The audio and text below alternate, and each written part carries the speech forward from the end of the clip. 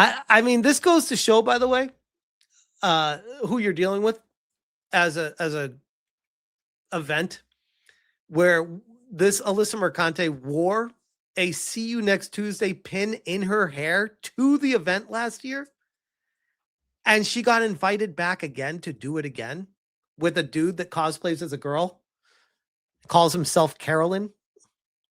These people, very. Video games may be built out of code and rely on technological advances to deliver. Why did she dress like a dude? It's got to be like a psychological thing at this point, right? Like feminism, hating men, and trying to replace men because men aren't better than me, so I can be a man. It's so weird. It's so weird. What a clown world this is. So this is a dude, Carolyn Petit. That's a dude. This is a female. This is definitely something. Their ever more impressive worlds, but the creative impulses that shape all those ones and zeros into the experiences that we know and love are as human as those behind our favorite novels, music, and films. Which, by the way, this is the same Alyssa Mercante that challenged people to fight her physically, called everyone pussies for not wanting to fight her.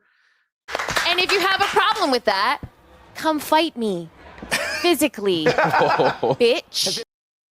Yeah, very strange. And she gets invited to these events. And I'm just like, man, she's suing me currently right now. For what? Hell if I know. I thought it was impossible to get sued by someone and not know what you're being sued for. We're going over a year right now in a lawsuit. I'm already tens of thousands of dollars deep in it with my lawyer, and I still don't even know what I'm being sued for. And maybe that's ignorance, but I genuinely am confused. They've changed their lawsuit so many times. I don't even know what they're mad about anymore. Like, genuinely. I start to wonder if she even knows what she's mad about at this point. Creative impulses that shape all those ones and zeros into the experiences that we know and love are as human as those behind our favorite novels, music, and films. As generative AI casts an even larger shadow over our industry, the games that remind us just how human this art form really is are ever more important and precious. Perhaps no single aspect of video games is more impactful at driving home the intrinsic humanity of the medium than writing. This year's nominees for the Herman Melville Award for Best Writing in a Game. If a generative AI game is better than a human can write it, then why would you go with the human one? Like, a genuine question. It's the same thing when Pirate Nation said Sweden bans AI-generated music from their official charts.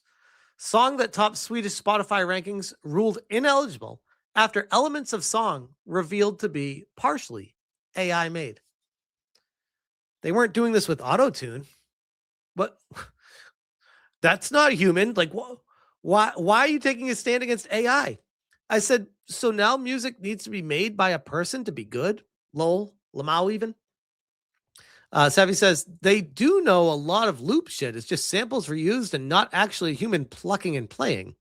That going to get deleted? Or if something is better and it's more listened to and people enjoy it more, and it's better than what a human can do, why are you removing it from the rankings of what people like? It's very strange. It's almost like they're worried about their jobs. Demonstrate that incredible range of experiences that great games can deliver. They want to create the rules, and they want everyone to abide by their rules. They want you to believe that this man here is actually a woman. They want to push that to a place of hate speech, and they want to have you penalized for not accepting their delusional world that they're living in. That's what they want: full power and authority and control over you. That's, at the end of the day, that's the communist mindset. and how essential the work of human writers is to giving us those characters we fall in love with, those moments we won't forget, those unique experiences you just can't find anywhere else. Grok, is that true? From offbeat indie.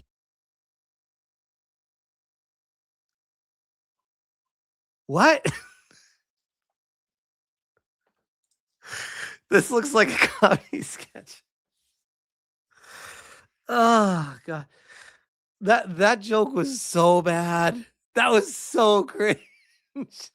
Oh my god. These two epic big budget blockbusters, poignant dramas about teen friendship to gritty crime sagas.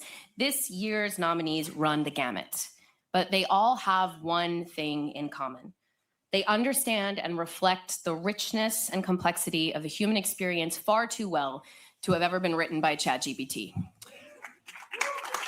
And the nominees are... So they have an award for games that are not made by AI? Okay. Of course they have two hardcore wokey journos up there, peddling this anti-AI grift, like, oh, AI's bad, humans good, keep journos in their jobs, keep developers in their jobs, get rid of AI. It really is just gatekeeping at the end of the day. It's a power struggle. 100%. That's what it is at the end of the day. They want to control what you're allowed to consume. They don't want you to have the freedom of what's best. They just want to tell you what you're allowed to play. That's the way I see it. 100%. And they're not going to win that battle. They were winning for a while with that. And then people woke up and they're like, wait a second. No. That's not how this is going to work. Oh, man. AI is a bit AIDS, but so too are those folks. I'd rather have Chris Chan telling me about alternative versus. Oh, man. Good times. NevG for the 2. Word salad at the new Woke Game Awards. I'm shocked they invited her back. Shocked.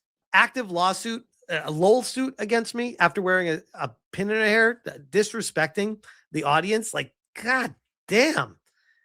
Do these people have no self-respect that run these organizations? It's almost like they have to check boxes instead of, I don't know, put on a decent event. But hey, that's just my opinion. KN for the P50. Hates AI for games, uses AI for articles. Huh? The hypocrisy of it's okay when we do it. We're the ones that make the rules. We're above the law. Sergeant Sapient for the 2. Now you leave that young man alone.